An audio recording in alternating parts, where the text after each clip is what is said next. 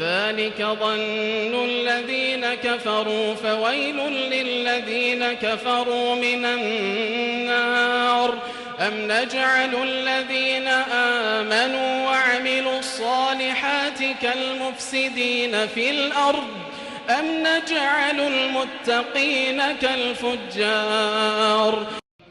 بسم الله الرحمن الرحيم.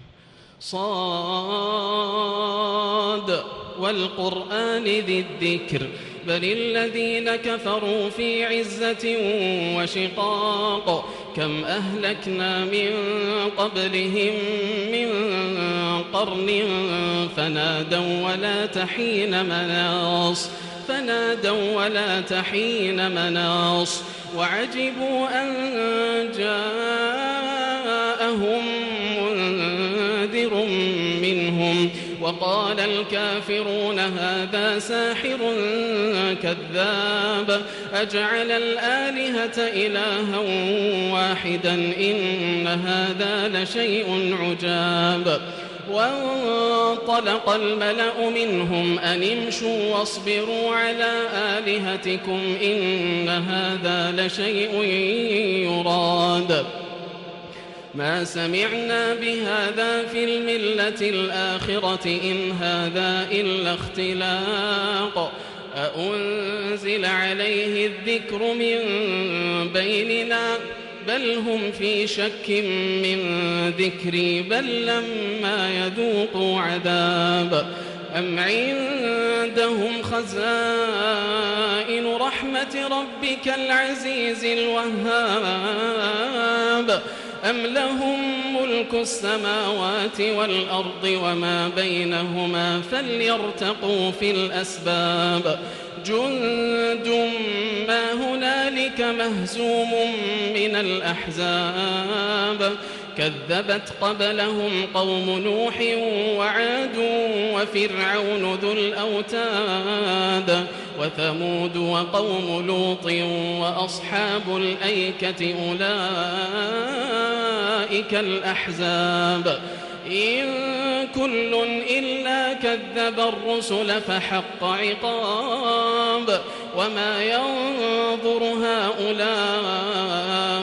إلا صيحة واحدة ما لها من فواق وقالوا ربنا عجل لنا قطنا قبل يوم الحساب اصبر على ما يقولون واذكر عبدنا داود ذا الأيد إنه أواب إنا سخرنا الجبال معه يسبحن بالعشي والإشراق والطير محشورة كل له أواب وشددنا ملكه وآتيناه الحكمة وفصل الخطاب وهل أتاك نبأ الخصم إذ تسوروا المحراب إذ دخلوا على داود ففزع منهم قالوا لا تخف خصمان بغى بعضنا على بعض فاحكم بيننا بالحق ولا تشطط واهدنا إلى سواء الصراط إن هذا أخي له 99 نعجة ولي نعجة واحدة فقال أكفلنيها وعزني في الخطاب قال لقد ظلمك بسؤال نعجتك إلى نعاجه وإن كثيرا من الخلطاء ليبغي بعضهم على بعض إلا الذين آمنوا وعملوا الصالحات وقليل ما هم وظن داود أنما فتناه فاستغفر ربه وخر راكعا وأناب فغفرنا له ذلك وإن له عندنا لزلفى وحسن مآب يا داود إنا جعلناك خليفة في الأرض فاحكم بين الناس بالحق ولا تتبع الهوى فيضلك عن سبيل الله. إن الذين يضلون عن سبيل الله لهم عذاب شديد بما نسوا يوم الحساب. وما خلقنا السماء والأرض وما بينهما باطلا ذلك ظن الذين كفروا فويل للذين كفروا من النار. أم نجعل الذين آمنوا وعملوا الصالحات كالمفسدين في الأرض أم نجعل المتقين كالفجار. كتاب أنزلناه إليك مبارك ليدبروا آياته وليتذكر أولو الألباب. ووهبنا لداود سليمان نعم العبد إنه أواب. إذ عرض عليه بالعشي الصافنات الجياد فقال إني أحببت حب الخير عن ذكر ربي حتى توارت بالحجاب. ردوها علي فطفق مسحا بالسوق والأعناق. ولقد فتنا سليمان وألقينا على كرسيه جسدا ثم أناب. قال رب اغفر لي وهب لي ملكا لا ينبغي لأحد من بعدي إنك أنت الوهاب. فسخرنا له الريح تجري بأمره رخاء حيث أصاب والشياطين كل بناء وغواص وآخرين مقرنين في الأصفاد. هذا عطاؤنا فامنن أو أمسك بغير حساب. وإن له عندنا لزلفى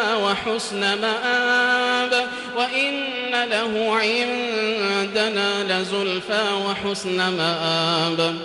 واذكر عبدنا أيوب إذ نادى ربه أني مسني الشيطان بنصب وعذاب. اركض برجلك هذا مغتسل بارد وشراب. ووهبنا له أهله ومثلهم معهم رحمة منا وذكرى لأولي الألباب. وخذ بيدك ضغثا فاضرب به ولا تحنث إنا وجدناه صابرا نعم العبد إنه أواب. واذكر عبادنا إبراهيم وإسحاق ويعقوب أولي الأيدي والأبصار إنا أخلصناهم بخالصة ذكر الدار وإنهم عندنا لمن المصطفين الأخيار. واذكر إسماعيل واليسع وذا الكفل وكل من الأخيار. هذا ذكر وإن للمتقين لحسن مآب. جنات عدن مفتحة لهم الأبواب متكئين فيها يدعون فيها بفاكهة كثيرة وشراب. وعندهم قاصرات الطرف أتراب. هذا ما توعدون ليوم الحساب.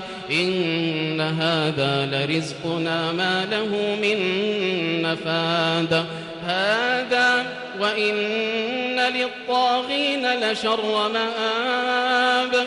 جهنم يصلونها فبئس المهاد هذا فليذوقوه حميم وغساق وآخر من شكله أزواج هذا فوج مقتحم معكم لا مرحبا بهم إنهم صالوا النار قالوا بل أنتم لا مرحبا بكم أنتم قدمتموه لنا فبئس القرار قالوا ربنا من قدم لنا هذا فزده عذابا ضعفا في النار وقالوا ما لنا لا نرى رجالا كنا نعدهم من الأشرار اتخذناهم سخريا أم زاغت عنهم الأبصار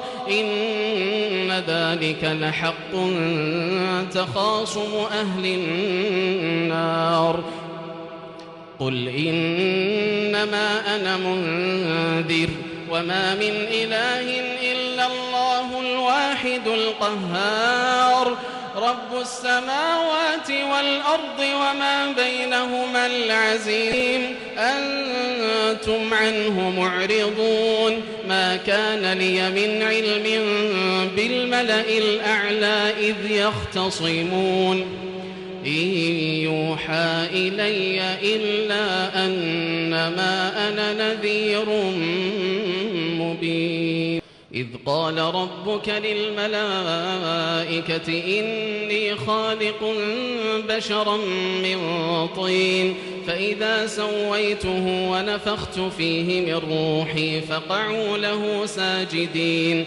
فسجد الملائكة كلهم أجمعون إلا إبليس استكبر وكان من الكافرين قال يا إبليس ما منعك أن تسجد لما خلقت بيدي أستكبرت أم كنت من العالين قال أنا خير منه خلقتني من نار وخلقته من طين قال فاخرج منها فإنك رجيم وإن عليك لعنتي إلى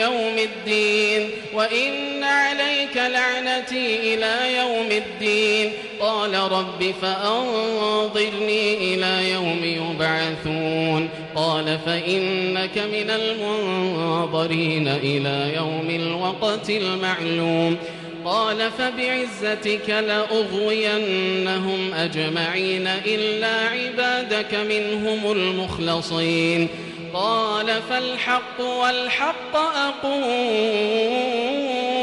لأملأن جهنم منك وممن تبعك منهم أجمعين قل ما أسألكم عليه من أجر وما أنا من المتكلفين إن هو إلا ذكر للعالمين ولتعلمن نبأه بعد حين